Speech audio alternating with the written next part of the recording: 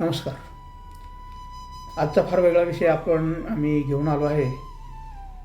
फार इंटरेस्टिंग आणि वेगळा विषय आहे की प्राचीन भारतामध्ये प्राचीन काळी म्हणजे इसवी सनापूर्वी जी वर्णव्यवस्था होती त्या काळामध्ये सुद्धा अस्तित्वात होती. आणि मग ही वर्णव्यवस्था जसं की वर्णव्यवस्थेमध्ये 4 वर्ण होते आणि याच्यामध्ये पहिला वर्ण ब्राह्मण, दुसरा क्षत्रिय, तिसरा वैश्य आणि चौथा शूद्र. आणि सर्वात वरच्या वर्णाची जबाबदारी त्यांनी स्वतःच ठरवलेली होती की शासन व्यवस्था कशी असावी, शासन पद्धती कशी, राजाने काय करावे काय नाही करावे, आणि जनतेच्या भल्यासाठी काय काय चांगले आहे हे सर्व ते ठरवत असत.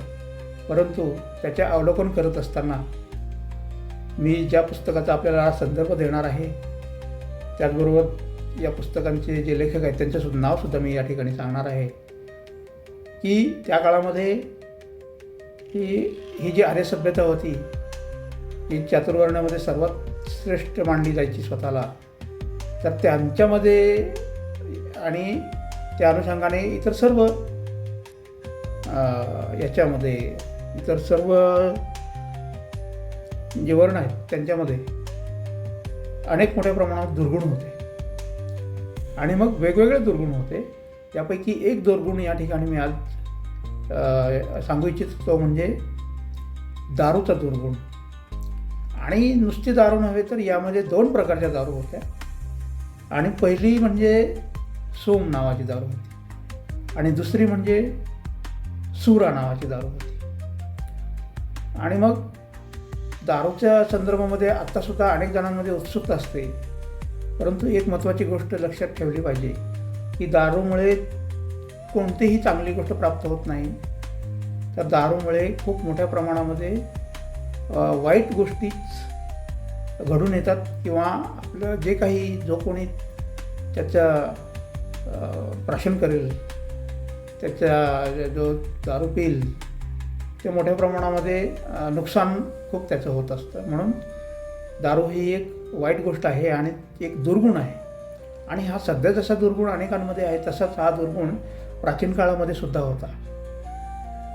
दारूचा इतिहास तसा सांगता येणार नाही, परंतु इसवी सनापूर्वीसुद्धा दारूच्या अनेक दुर्गुण लोकांमध्ये होते. आणि त्याचा एक भाग म्हणजे चातुर्वर्ण्यामध्ये 2 प्रकारची दारू होती.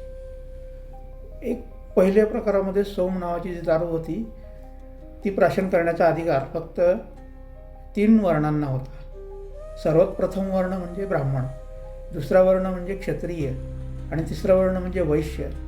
या 3 वर्णांनाच सोम दारू पिण्याचा अधिकार होता. परंतु नंतर कालांतराने 2च वर्णांना याचा अधिकार ठेवण्यात आला, तो म्हणजे ब्राह्मण आणि क्षत्रिय. आणि तिसऱ्या वर्णाला म्हणजे वैश्य या वर्णाला या सोम नावाची दारू पिण्याच्या अधिकारातून त्यांना दूर करण्यात आले. आणि जो दुसरा प्रकार होता तो म्हणजे सुरा. आणि सुरा ही दारू पिण्याचा अधिकार फक्त किंवा ही दारू शूद्रांसाठी होती. अशा प्रकारे 2 प्रकारच्या दारू होत्या. आणि मग आणखीन इंटरेस्टिंग गोष्ट अशी त्यामध्ये की सुरा ही दारू जसे क्षुद्र पित असत किंवा क्षुद्रांना परवानगी होती त्याचप्रमाणे सुरा ही दारू प्राशन करण्याचा अधिकार इतर सर्व 3 वर्णांना सुद्धा होता.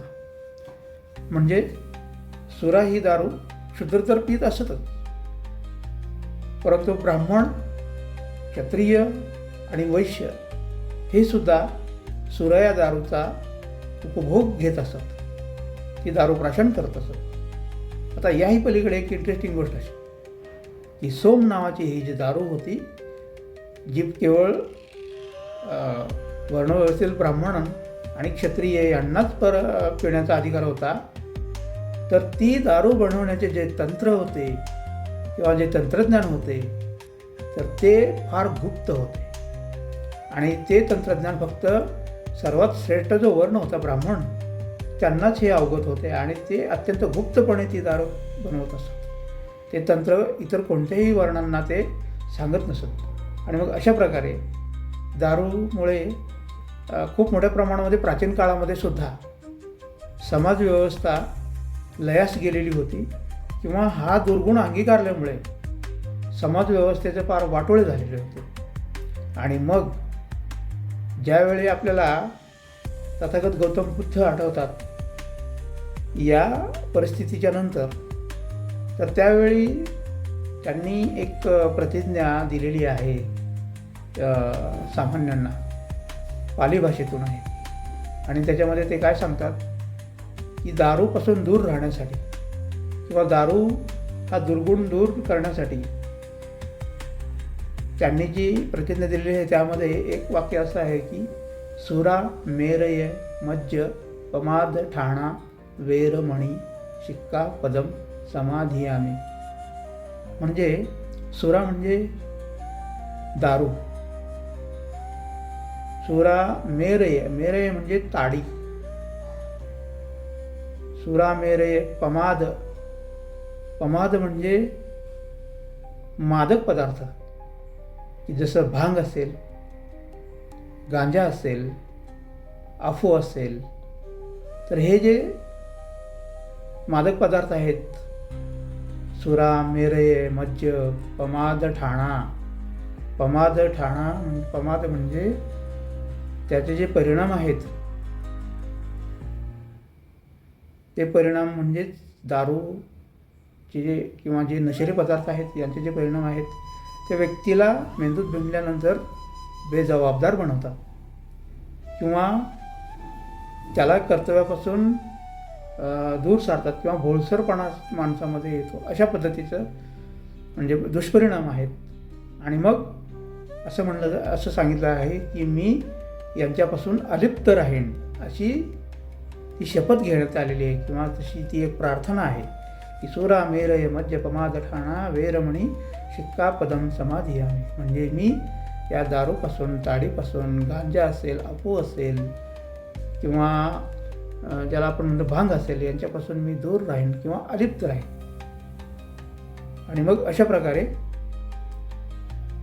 प्राचीन भारतामध्ये, प्राचीन काळातील समाजामध्ये मोठ्या प्रमाणात दुर्गुण होते आणि त्यांच्यापैकी दारू किंवा सोम, सुरा हे दुर्गुण मोठ्या प्रमाणामध्ये समाजामध्ये होते.